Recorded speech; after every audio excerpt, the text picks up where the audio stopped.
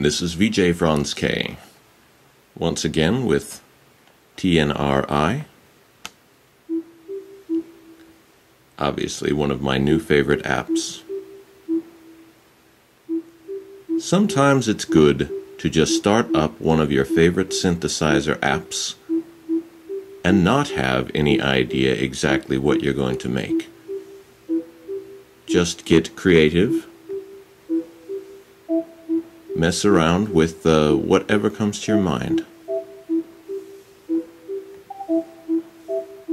I'm liking this already. That's one of the key strengths of TNRi, is because it's different than a lot of the other synth apps that you may already have. You may come up with different sort of melody ideas. The same could be said for the Chaos Pad series and other non-standard synthesizer interfaces, which are sort of my specialty, as you probably have noticed by now. I'm already liking that. Here is where we can... I'm running low on battery power, so we better hurry this.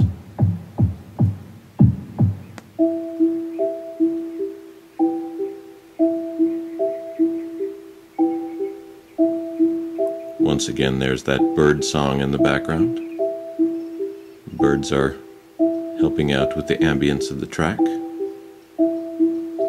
A couple of times I've played my hardware Tenori on in areas with a lot of background noise, and instead of fighting the background noise, I have sort of gone with it, allowing it to become part of the ambience of the composition.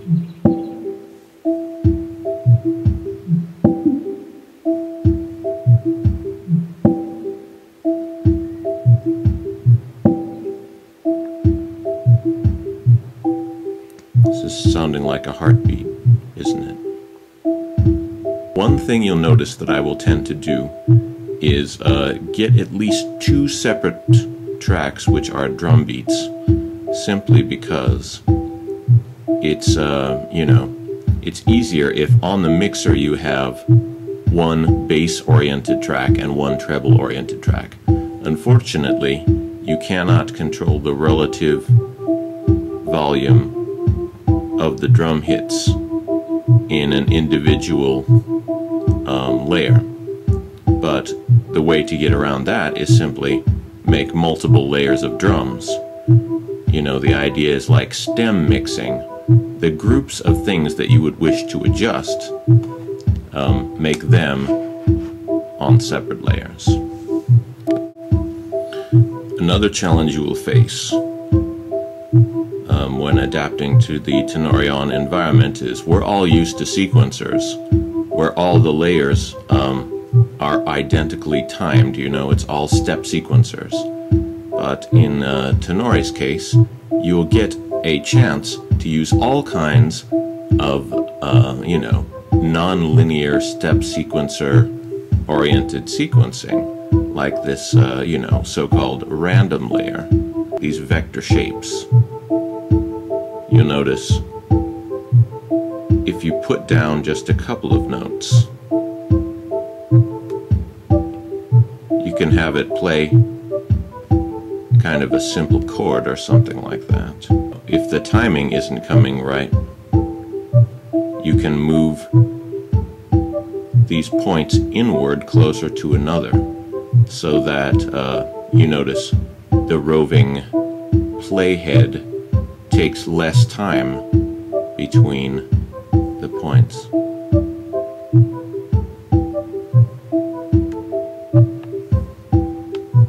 Don't really like that instrument. Another very valuable technique is put out some notes that you like, and then just allow your hand to explore all the different patches here that we have available. And at first, you may be a little confused because the patches you know, they are a little mixed up here and there, but eventually your hand will start remembering where the different types of sounds are. And, you know, you'll instinctively go to your favorites. And, you know, it is likely that TNRi will be expanded with user sample import, because in every other way it's almost exactly like the hardware. So these three spots here on the hardware are where you can load in your user sample banks.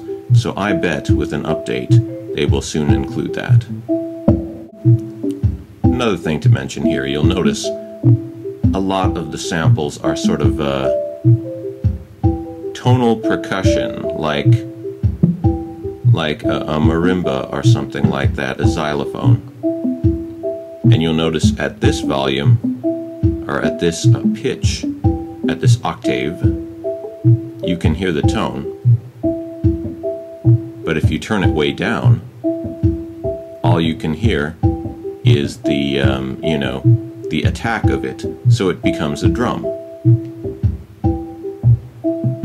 Very interesting way of thinking of sound, you know, sort of blurring the distinction between what is a note and what is a drum. Also a very mentally freeing type of thing. Here's another good secret. Instrument 1012, oscillate, is a very good one to know when you know, are just looking for a generic synthesizer voice. You don't know what other voice to put in, but it can be a good placeholder. And you'll notice it sounds decent at all different octaves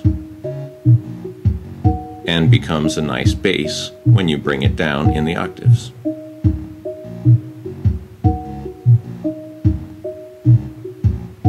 And I sometimes use it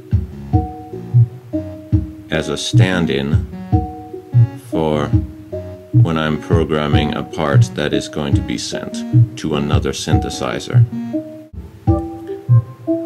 Another thing you probably want to do early on in your random composition is try changing the master scale.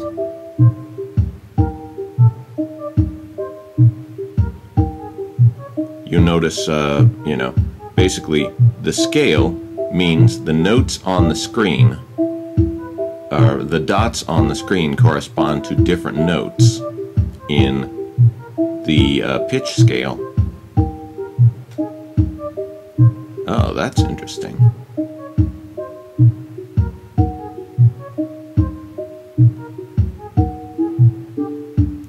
And there's always chromatic, which is just every note is available to you. But it can be nice to use one of these other scales.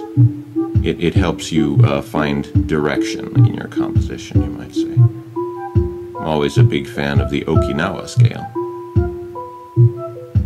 which Okinawa is an island. It's on the edge of Japan, but it has its own kind of indigenous, unique culture as well. Let's see. You can point out a user scale as well. I'm not going to do that right now because it's kind of involved, but you know, my friend King Tet, master of the Tenori on, he has his set in a blues scale, which is a pretty good choice for another scale to add to this list. You know, you could do anything, and on another video I'll get into making my own custom scale. And let's hope that they update both the hardware and the software equally with a lot more different scales, like, you know, some of these Indian raga scales, and sort of like the K oscillator, for example, has a lot. I like that. Locrian. A lot of these are named after Greek cities are islands, you know, where that is the root of a lot of our Western music theory, is, you know, the classical Greek world. Some of the included voices, as you'll notice, they are not a single tone, they are actually a chord.